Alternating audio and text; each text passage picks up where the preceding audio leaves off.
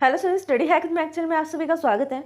तो स्टूडेंट्स, आज हम करने जा रहे हैं न्यू टॉपिक कंप्यूटर ऑर्गेनाइजेशन का। कंप्यूटर ऑर्गेनाइजेशन एक सब्जेक्ट है which is in BCA third sem and BTech. BTech और BCA में जो सब्जेक्ट है, इसके जो टॉपिक्स हैं आज उसको हम स्टार्ट करने जा रहे हैं। फर्स्ट टॉपिक हम कर रहे हैं मेमोरी इंटरलीविंग। मेमोरी इंटरलीविंग क्या होता है? सिंपल सा एक स्मॉल सा टॉपिक है, कॉन्सेप्ट भी स्मॉल सा है, लेकिन इन नोट्स में आपके लिए इनफ मटेरियल है जो आप अटेम्प्ट कर सकते हैं अपने एग्जाम में। तो स्टूडेंट्स, आइए स्टार्ट करते हैं वीडियो को और देखते हैं topic memory interleaving. Memory interleaving is a technique to increase the throughput.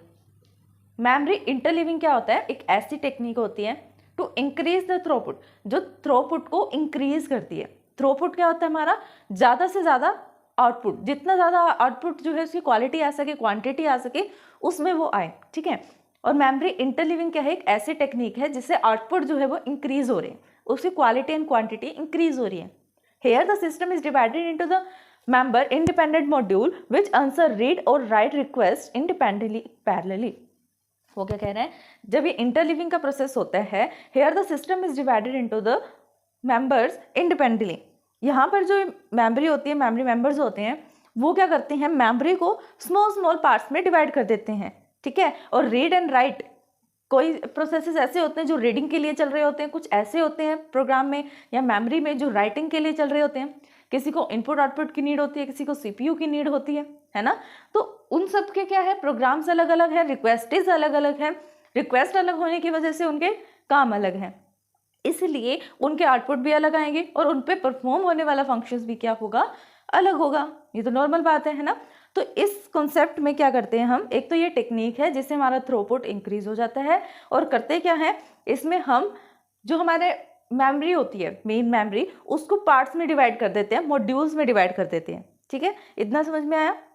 Memory interleaving is one technique for computing the relatively slow speeds dynamic RAM, ठीक है। जब हम रैम्स की बात करते हैं, रैम में क्या होता है? वैसे तो फास्ट मेमोरी होती है, लेकिन जो डी रैम है ना, वो स्लो होती है, ठीक है। हमने 2 टाइप्स की रैम देखी थी ना, एस रैम और डी रैम। तो डी रैम क्या होती है? थोड़ी स्लो स्पीड की होती है।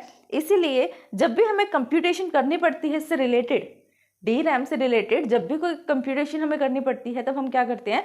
मेमोरी इंटरलीविंग का जो टेक्निक है उसका यूज़ करते हैं। अभी देखो डायग्राम में क्या कह रहा है, यहाँ पर CPU है, ठीक है। ये कैशे मेमोरी है। कैशे मेमोरी तो आप सबको पता होगा, कैशे मेमोरी क्या होती है? पता होगा ना कैशे मेमोरी? जैसे आपके पास आप मोबाइल यूज़ करते हो, गूगल करते हो किसी भी चीज़ को, कुछ भी सर्च करते हो अपनी क्वेरी, है ना। तो जैसे आप सर्च बटन पे जाओगे, कुछ बाय डिफॉल्ट क्वेरी भी होती हैं या कुछ आपकी हिस्ट्री भी होती है, नंबर ऑफ हिस्ट्रीज वहाँ पर होती है कि आपने लास्ट टाइम क्या यूज़ किया था वो होगा, फिर उससे फर्स्टली क्या यूज़ किया था, उससे लास्ट, उससे लास्ट, उससे लास्ट, ऐसे लिस्ट बनी होती है, ठीक है। सजेशन लिस्ट होती है वो। जैसे ही आप क्या करोगे, कुछ भी एंटर करोगे, जैसे आपने I एंटर किया, फिर N एंटर किया, उससे रिलेटेड नीचे वो जो लिस्ट होगी ना, वो चेंज होती रहेगी। तो जहाँ पर वो नीचे वाली लिस्ट स्टोर होती है, सजेशन लिस्ट स्टोर होती है, या आपकी हिस्ट्री वाली लिस्ट स्टोर होती है जो आपने सर्च किया था फ्रिक्वेंटली में, उसको हम बोलते हैं कैशे मेमोरी। ये सब कैशे मेमोरी की हेल्प से होता है। कैशे मेमोरी क्या करती है? जो चीज़ यूज़र बार बार यूज़ कर रहा है, बार बार क्वेरी को सर्च कर रहा है, उन क्वेरीज को कैशे मेमोरी अपने अंदर स्टोर कर लेती है।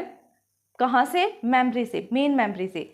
ये मेन मेमोरी है। इस मेन मेमोरी से कैशे मेमोरी उन चीज़ों को ले लेती है, उन क्वेरीज को ले लेती है जो यूज़र फ्रिक्वेंटली यूज़ कर रहा है, स्टोर करके फिर उस यूज़र को सजेशन, एज अ सजेशन देती है कि इस बार भी क्या आपने यही सर्च करना है या नेक्स्ट करना है। जैसे जैसे वो वर्डिंग चेंज करता रहेगा, एक एक अल्फाबेट्स के अंदर ऐड होते रहेंगे क्वेरी में, वो उसके अकॉर्डिंग भी लिस्ट को चेंज कर देगा, ठीक। अब बात कर रहे थे हम किसकी? मेमोरी इंटरलीविंग की। ये तो बात हुई कैशे मेमोरी की। अगर इसमें टॉपिक है तो आपको उसका मीनिंग पता होना चाहिए, ठीक है। यहाँ पर CPU है, CPU से कौन डील कर रहा है? Mediator, cache. कैशे का काम क्या हो रहा है अब यहाँ पर? ये यहाँ पर इस मॉड्यूल को, मेमोरी के मॉड्यूल्स बना रहे हैं। मेमोरी कहाँ है? मेमोरी, मेन मेमोरी जो होती है ना, उसके मॉड्यूल्स बना दिए हमने, memory 1, memory 2, memory 3 and 4, like this, ठीक है। उसके मॉड्यूल्स में हमने उसको कन्वर्ट कर दिया, क्योंकि मेमोरी इंटरलीविंग का मतलब ही क्या होता है, या इंटरलीविंग मेमोरी क्या होती है? जिसको हम मॉड्यूल्स में डिवाइड कर देते हैं। अब देखो इससे प्रीवियस वाले डायग्राम में हमने क्या देखा कि CPU और कैशे मेमोरी तो इंटरेक्ट कर रहे हैं, लेकिन मेमोरी को एज अ किस कॉन्सेप्ट में कर रहे हैं? जो मेन प्रोसेस होता है वो प्रोसेस तो यही होता है कि CPU एंड मेमोरी के बीच में CPU एंड मेन मेमोरी के बीच में कौन होता है? कैशे होता है, कैशे मेमोरी होती है। ठीक, ये होता है मेन कॉन्सेप्ट जो हमें पता होता है, लेकिन अंदर की जो वर्किंग होती है वो कैसी हो रही होती है? वो मॉड्यूल्स के फॉर्म में होती है। यहाँ पर CPU ही रहेगा, बीच में कैशे ही रहेगा, लेकिन जो हमारी मेमोरी है उसको हम 4 पार्ट्स में डिवाइड कर देते हैं, मेमोरी 0, 1, 2 एंड 3। मेमोरी को पार्ट्स में डिवाइड करते हैं, मॉड्यूल्स में, लेकिन ऐसा पॉसिबल नहीं है, ना ही ऐसा होता है कि मेमोरी को हम डिवाइड कर दें। ये सब काम कौन करता है? CPU में जो कंट्रोलर्स होते हैं वो मेमोरी को मैनेज करते हैं। मतलब ऐसा कॉन्सेप्ट होता है, ऐसी टेक्निक होती है, एक्चुअल में ऐसा नहीं होता फिजिकली कि हम मेमोरी को डिवाइड करें। यूजर का काम नहीं है मेमोरी को डिवाइड करना, किसका काम है मेन मेमोरी को डिवाइड करना?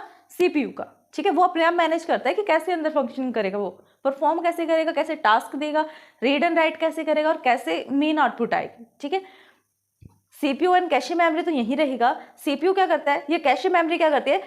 यहाँ पर मेन कैशे मेमोरी का काम क्या है? फिलहाल कैशे मेमोरी CPU से डेटा फेच करेगी, मेन मेमोरी को देगी, मेन मेमोरी से फेच करेगी, CPU को देगी, लाइक दिस। बीच में इंटरमीडिएटर का काम करती हैं।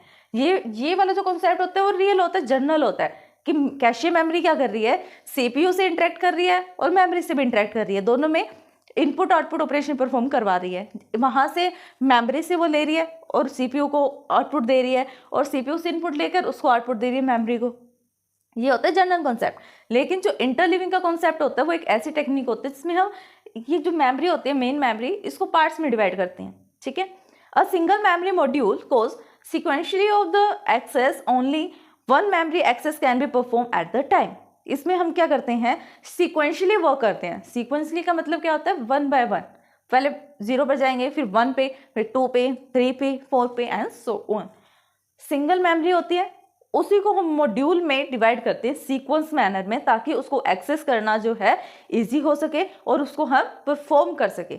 ठीक है, लेकिन जब भी इंटरलिविंग का कॉन्सेप्ट लगता है ना, ये सिर्फ एक बारी के लिए लगता है। नेक्स्ट बारी दोबारा इस कॉन्सेप्ट को यूज करने के लिए सारा सेटअप दोबारा करना पड़ता है, मेमोरी को डिवाइड करना, फिर उसमें मॉड्यूल्स को डालना, उनकी वैल्यूज को डालना, लाइक दिस। ठीक है, एक बार में हम एक ही यूज कर सकते हैं। हैंस थ्रूपुट वे ड्रॉप। इसी कारण से क्या होता था?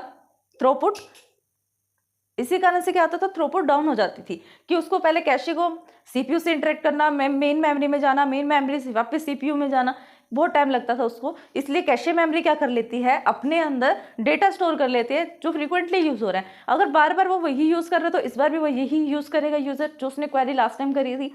हो सकता है ना, ऐसी पॉसिबिलिटी है। तो कैशे मेमोरी उसको अपने अंदर स्टोर कर लेती है, और जैसे ही वो कैशे मेमोरी अपने अंदर उसको स्टोर करेगी, CPU डिमांड करेगा कि अब यूजर को ये चाहिए, ये वाली क्वेरी एग्जीक्यूट करो, तो जो कैशे मेमोरी है उसको वापस मेन मेमोरी तक जाने की नीड नहीं पड़ेगी। क्यों? क्योंकि उसने अपने अंदर जो स्टोरेज था उसके अंदर स्टोर कर लिया उन क्वेरीज को।